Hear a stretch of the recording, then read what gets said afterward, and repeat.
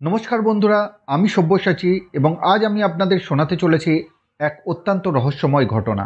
আজ আমরা যাত্রা করব ভারতের রাজধানী দিল্লির চাণক্যপুরী, যেখানে অবস্থিত একটি আশ্চর্যজনক মন্দির, মূর্তিবিহীন মন্দির।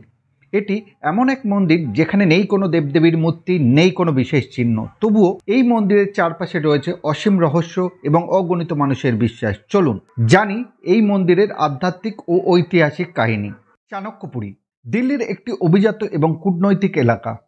এই অঞ্চলের এক কোণে অবস্থিত একটি ছোট্ট মন্দির, যা বাইরে থেকে দেখতে খুব সাধারণ, কিন্তু এই মন্দিরের ভিতরে প্রবেশ করলেই বোঝা যায় এটি কতটা আলাদা। এই মন্দিরের ভিতরে নেই কোনো দেবদেবীর মূর্তি, শুধু একটি শূন্য মঞ্চ বা আসন।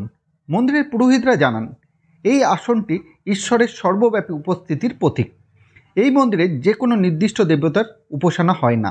বিশ্বাস করা হয় এখানে এসে আপনি যে কোনো দেবতাকে নিজের মতো কল্পনা করতে পারেন এবং তাদের আরাধনা করতে পারেন। এই মন্দিরের সঠিক ইতিহাস নিয়ে ধোঁয়াশা রয়েছে। কথিত আছে এটি প্রায় 200 বছরের পুরনো, তবে কেউ কেউ দাবি করেন এই মন্দিরটি মহাভারতের যুগের একটি আখ্যানের সঙ্গে জড়িত। এক কিংবদন্তি অনুসারে কুরুক্ষেত্রের যুদ্ধের সময় যখন কুরু ও পাণ্ডবদের মধ্যে যুদ্ধ চলছিল, তখন কৃষ্ণ একটি শূন্য আসনের কথা উল্লেখ করেন, যা সমস্ত শক্তি এবং শূন্যতার একীকরণ। এই মন্দিরের সেই শূন্যতার ধারণার উপর ভিত্তি করে তৈরি বলে মনে করা হয়।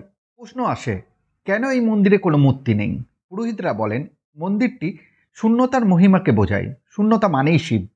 এটি এমন এক স্থান যেখানে ঈশ্বরের নিরাকার রূপের পূজা হয়।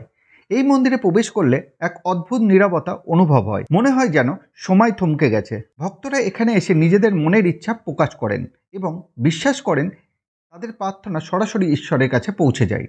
বহু গবেষক এই মন্দিরকে নিয়ে গবেষণা করেছেন।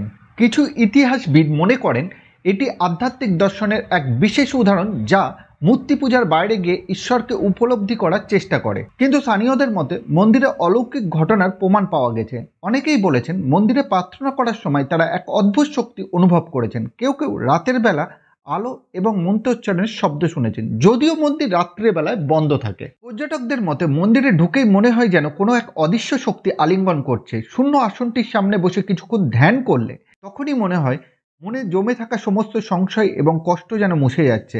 সেখানে উপস্থিত একজন পুরোহিত বলেছিলেন এই মন্দিরে এসে ঈশ্বরকে অনুভব করতে হয়। এখানে চোখের সামনে দেখার জন্য কিছু নেই, আছে কেবল অনুভূতির শক্তি। সেই মুহূর্তটি জীবনের এক গভীর প্রভাব ফেলে। এই মন্দির আমাদের শেখায় যে ঈশ্বরকে খুঁজতে মূর্তির প্রয়োজন নেই, ঈশ্বর সর্বত্র আছেন, আমাদের মনের গভীরতায়। চাণক্যপুরীর এই মূর্তিবিহীন মন্দির সেই দর্শনেরই প্রতীক। বন্ধুরা, আজকের গল্প এখানেই শেষ করছি। কেমন লাগলো? যদি দিল্লি যাওয়ার সুযোগ পান এই মন্দিরে একবার অবশ্যই যাবেন। হয়তো আপনারাও শূন্যতার মাঝে ঈশ্বরকে খুঁজে পাবেন। ধন্যবাদ। আবারও দেখা হবে নতুন কোনো রহস্যময় গল্প নিয়ে।